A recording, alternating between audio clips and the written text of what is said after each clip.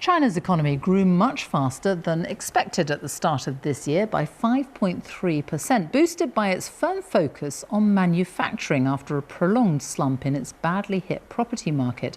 The country has invested in making high-end products like electric vehicles, solar panels and batteries to be sold around the world. But now their domination in that market is causing tension with the West amidst fears it'll become too reliant on cheaper Chinese green solutions and at home with the manufacturing workforce. Our China correspondent Laura Bicker reports. Ren Wenbing is a lifelong factory worker who's helped forge China's rise. This is your home. Everything he owns is behind this door.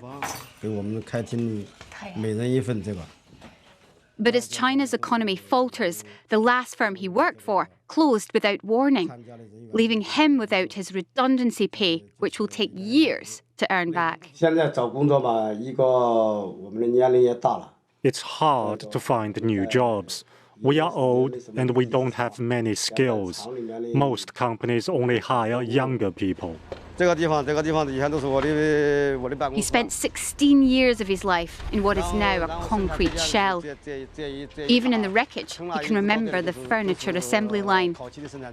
This factory was his family's future, a paycheck sent to his village home for children he couldn't afford to travel to see. I feel reluctant to part with this place.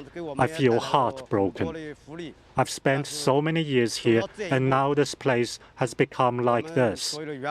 All the workers feel astonished and are disappointed, and we grieve. Prolonged COVID lockdowns and bitter trade wars have chipped away at the pillars of China's economy. So the country has changed course.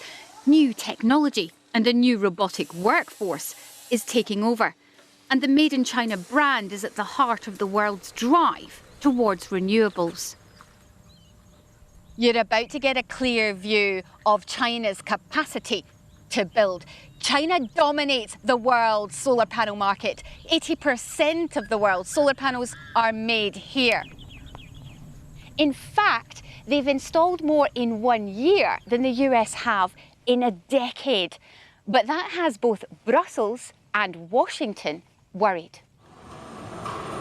Many in the West say China is making too much of the world's green tech. They accuse Beijing of giving firms state handouts. That means China's goods are so cheap, it's driving Western brands out of business. And what do you think of, the capacity in China to produce this kind of green energy?